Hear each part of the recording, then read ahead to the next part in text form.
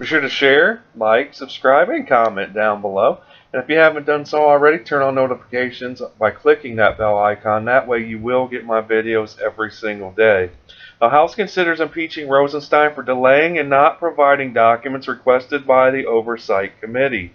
Mark Meadows of the House Republican Freedom Caucus was on Judge Jeanine's show last night on Fox. Meadows suggested that if the House does not receive documents requested this week, then they may act to impeach Assistant U.S. Attorney General Rod Rosenstein for his obstruction and delays in providing documents to the House. Meadows shared, "I think that if he," referring to Rosenstein, "does not turn over the documents, that there are a growing number of us on Capitol Hill that someone else needs to do this job." Now, Meadows then went on to suggest that the House may impeach Rosenstein if he doesn't provide the data requested for months. Series of tweets, one of which reads as follows. Lawmakers of the House Judiciary Committee are angrily accusing the Department of Justice of missing the Thursday deadline for turning over unredacted documents relating to FISA abuse, FBI, Comey, Lynch, McCabe, Clinton emails, and much more. Slow walking. What is going on? Bad. My next guest is as fed up as the president and me, and demanding action, too. House Freedom Caucus Chairman Mark Meadows joins us this evening. And, Congressman, thanks for being with us. It's great to be with you. Don't you love working on Saturday nights, too? You know, hey, most Americans work on Saturday nights. Indeed they do, including yours truly. All right, look, the president is fed up. I hear there's 1.2 million documents. You guys have been demanding them for months and months and months. And now you had a return on the execution of return on a warrant. They gave you nothing. They gave us absolutely nothing. The president's right to be frustrated. I'm frustrated, but you know what? Enough with the talk. So what are you going to do? You know, here's the next two things that we have to do is we've given a very short deadline.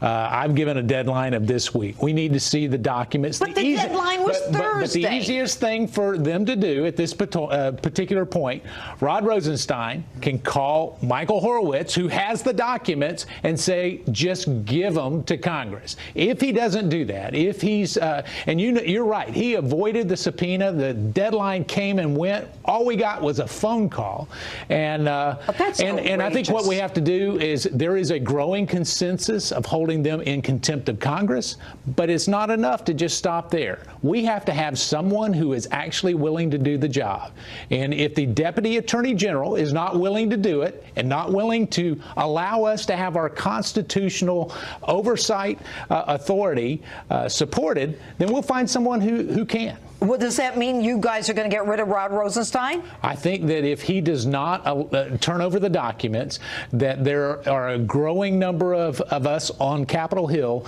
who believe that someone else needs to do the job. All right. And what happens there is we've got constitutionally we have some things that we can do. Well, look, you know what? Look, as far as I'm concerned, and I come from a different area. I come from law enforcement.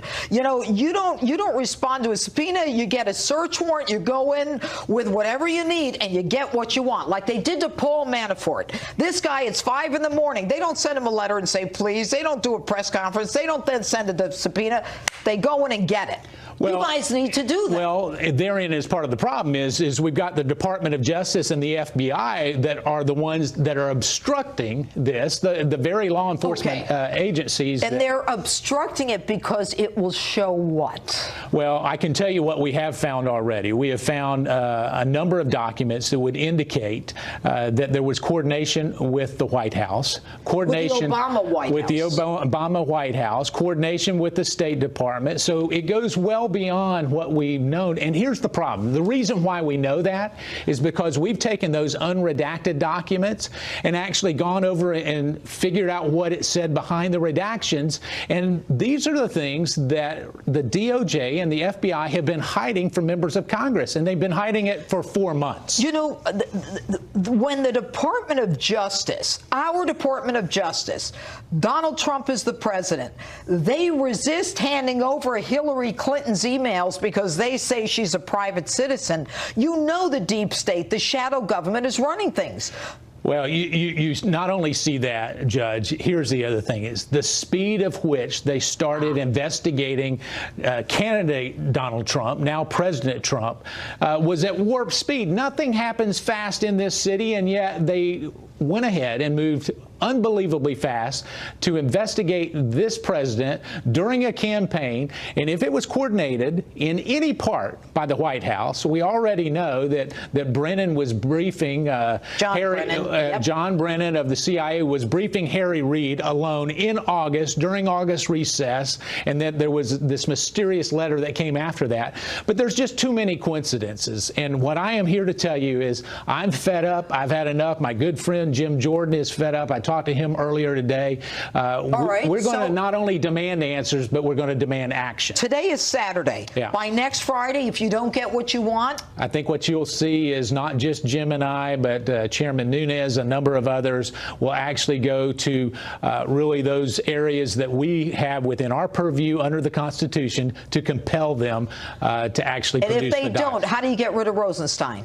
Well, I think the first area is really a contempt of Congress, but certainly when Eric Holder was held in contempt of Congress, nothing happened. One of the things that we have at a tool in our toolbox is impeachment. It's a privileged motion. Any member of Congress can breathe that. All right. I like that. Did you hear that, folks? Impeachment.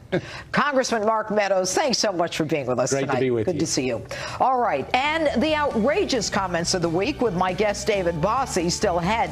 And next, Sarah Carter and David Tafuri join here live to talk about immigration, border security, and more. The panel is next as Justice rolls. All right, so be sure to share, like, subscribe, and comment down below and tell me how you feel about this report. But other than that, I hope you guys have a great day. Let's make America great again. Peace.